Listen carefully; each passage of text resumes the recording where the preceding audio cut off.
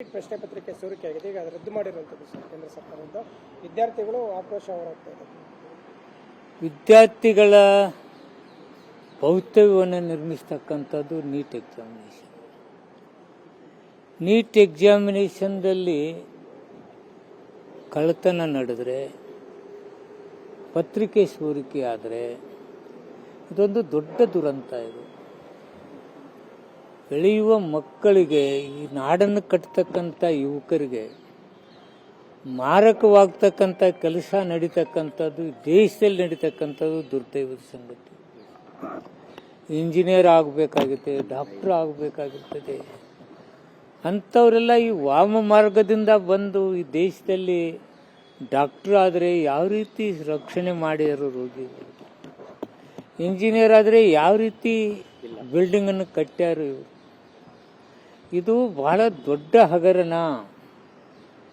ದೇಶದ ಪ್ರಧಾನಿಗಳು immediate react ಮಾಡಬೇಕು. ಇದನ್ನು ನಾವು ರದ್ದು ಮಾಡ್ತಾ ಇದ್ದೀವಿ, ಎಕ್ಸಾಮ್ ಕಂಡಕ್ಟ್ ಮಾಡ್ತಾ ಇದ್ದೀವಿ. ಅದು ಎಲ್ಲದಕ್ಕಿಂತ ಹೆಚ್ಚಿಗೆ ಇಂಥವ್ರ ಮೇಲೆ ಕಠಿಣ ಕ್ರಮ ಕೈಗೊಳ್ತೀವಿ. ಇದು ಆಗಬಾರದು. ಇಂತಹ ಆಗಬಾರದ ಕೆಲಸ ಆದುದರಿಂದ ನಾನು ಕ್ಷಮೆ ಯಾಚಿಸ್ತೇನೆ ಅಂತೇಳಿ ಯುವ ಪೀಳಿಗೆಗೆ ಹೇಳಬೇಕಾಗಿದೆ.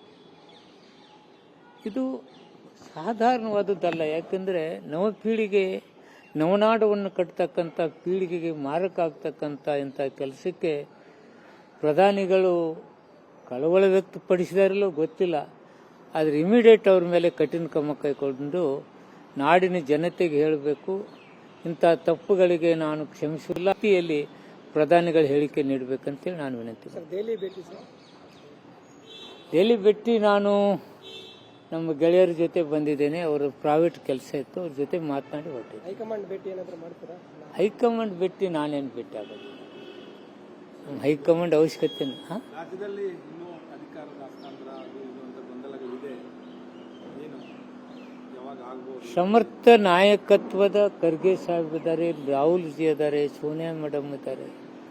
ಅದನ್ನ ಕರ್ನಾಟಕ ರಾಜ್ಯದ ಆಗುವಗಳು ಗೊತ್ತಿದ್ದಂಥ ಖರ್ಗೆ ಸಾಹೇಬ್ ಇದ್ದಾರೆ.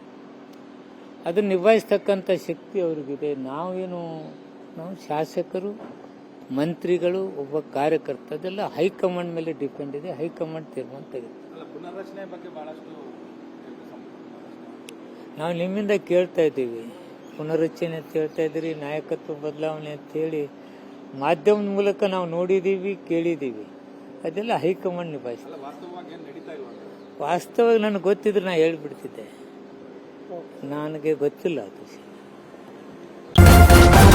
ನ್ಯೂಸ್ ಫಸ್ಟ್, ನಿರ್ಭೀತಿಯಿಂದ ನಿಮ್ಮ ಪರವಾಗಿ.